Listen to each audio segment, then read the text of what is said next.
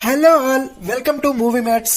ఎంతకాలం నుంచో చేసిన వెయిటింగ్ మొత్తం బద్దలయ్యేలా వచ్చేసింది సలార్ ఈ రోజు థియేటర్స్ లోకి. టికెట్స్ కోసం అయితే ఒక మినీ యుద్ధమే చేసాం రాజమండ్రి గీతాప్సర థియేటర్ లో. లక్కీగా 2 టికెట్స్ అయితే దొరికాయి. ఇప్పుడు మనం మాట్లాడుకుందాం ఈ మూవీ విశేషాలు. గుర్తు పెట్టుకోండి, ఇది ఒక నాన్ స్పాయిలర్ వీడియో మాత్రమే. ఫస్ట్ ఆఫ్ ఆల్, మూవీ చూసాక నా ఫీలింగ్ ఏంటంటే, ఇది కదా మూవీ ప్రభాస్ తో తీసేది. ప్రభాస్ కట్అవుట్ కి 100కి 200% న్యాయం చేశారు. లిటరల్ గా చెప్పాలంటే అవతార్ లో పాండోరా అనే ఒక డిఫరెంట్ వరల్డ్ ని ఎలా క్రియేట్ చేశారో ప్రశాంత్ నీల్ కాన్సార్ అనే ప్రపంచంలోకి మనల్ని అలాగే తీసుకెళ్లారు. అదేదో ఆర్టిఫిషియల్ లా అస్సలు అనిపించదు. కాన్సార్ లో డిఫరెంట్ తెగలు, మనుషులు, వాళ్ళ ట్రెడిషన్స్ అన్నిటిలో మనల్ని ఇన్వాల్వ్ చేసేస్తాడు ప్రశాంత్ నీల్. ఇక మూవీ ప్లాట్ లోకి వెళ్తే, బెస్ట్ ఫ్రెండ్స్ అయిన దేవా క్యారెక్టర్ చేసిన ప్రభాస్ ఇంకా వరద క్యారెక్టర్ చేసిన పృథ్వీరాజ్ చిన్నప్పుడు ఒక సిచ్యువేషన్ లో విడిపోవలసి వస్తుంది. అప్పుడు దేవ మాటిస్తాడు వరదకి, నీకు ప్రాబ్లం ఏదైనా వస్తే నువ్వు ఎప్పుడు పిలిచినా నీ కోసం వస్తా అని. కొన్ని సంవత్సరాల తర్వాత వరద దేవాని కాన్సార్ కి పిలుస్తాడు. అసలు ఆ వరద ఎందుకు దేవాని పిలిచాడు, అసలు వరదకి వచ్చిన ప్రాబ్లం ఏంటి,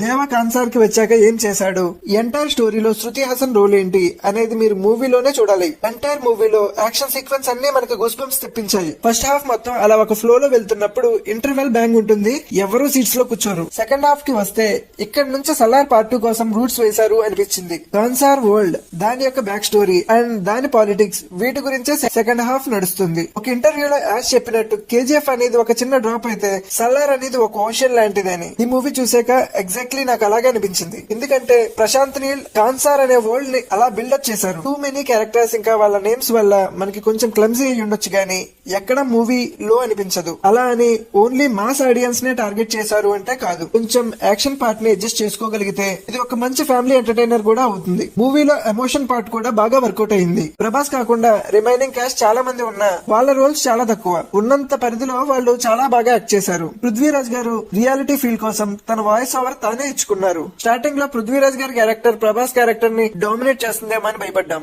కానీ ప్రశాంత్ నీల్ గారు ఆ క్యారెక్టర్ చాలా బాగా రాసుకున్నారు. ఫస్ట్ ట్రైలర్ లో చూసి బీజిఎం కొంచెం డౌట్ కొట్టింది, కానీ మూవీలో వన్ ఆఫ్ ద హైలైట్ ఏంటంటే బీజిఎం అని చెప్పొచ్చు. ఆ బీజిఎం కి ప్రభాస్ ఎలివేషన్స్ కి అసలు గూస్ బంప్స్ వస్తాయి. ప్రొడక్షన్ వాల్యూస్ అండ్ సినిమాటోగ్రఫీ అసలు వంక పెట్టలేం, అంత అద్భుతంగా ఉన్నాయి. క్లైమాక్స్ పోర్షన్ అయితే ప్రభాస్ ఏమన్నా చేశారు పర్ఫార్మెన్స్. ఒక డీసెంట్ ఎండింగ్ తో పార్ట్ 2 కి రూట్ అప్ చేశారు. ఇక చెప్పేదేముంది, can't wait to watch Salaar part 2 in theatres. మా వీడియోస్ గానీ మీకు నచ్చుంటే లైక్ చేయండి, షేర్ చేయండి, తప్పకుండా సబ్స్క్రైబ్ చేసుకోండి.